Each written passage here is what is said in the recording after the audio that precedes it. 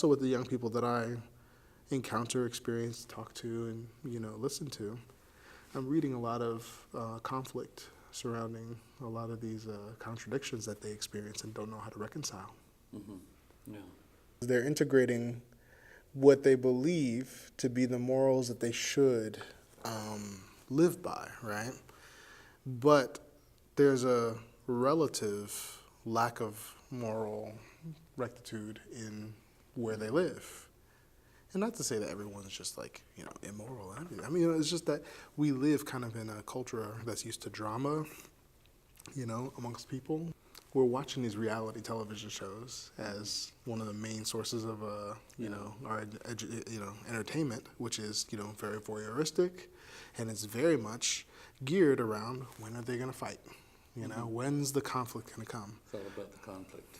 Right, and that's a larger media conversation that I keep having to have. So you have, the media that they're ingesting, like from just like music to television to any of those things. Most of the social input that they get is not reinforcing what they hear at church, at mosque, at synagogue, at Baha'i Center, or at any spiritual practice that they are familiar with. When they go out the door, there is not a lot that reinforces that those are the real rules. Right? Yeah.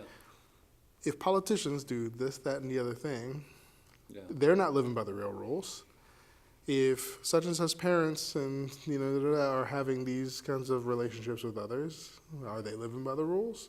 These rules seem to be something that we have regularly. So there's like this dissonance between what I think they understand somewhere in their heart to be right and wrong, good and bad, and just generally trying to be the best human being you can be, from whatever perspective, whether you're really religious or not.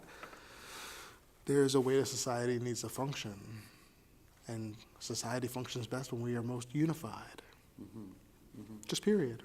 Regardless of what spiritual beliefs you have. We just function better when we have more of an accord in how we operate. So when young people are looking around and they see this very kind of dissonant way of living where they know that, well, this isn't really supposed to be right, but that's just the way it is. They also integrate that into their psyche, the way they think about things, that there is a lot of conflict and there are a lot of contradictions to what they've been taught and in what they're being taught. So when it comes to the way they behave, when it comes to, why wouldn't they act more like Lil Wayne than someone who's more virtuous, I guess, quote unquote. Why wouldn't they, see some certain things as a goal? Like, why wouldn't they see materialism as the goal if there's no one really showing us a different way? Even though they know from maybe sermons and from their spiritual scripture that materialism is wrong, if those same spiritual people work all their lives and will sacrifice even their families to get the larger house, the larger car, the more vacation time, more vacation trips, and all that. If that's what people are willing to sacrifice, then what is the message?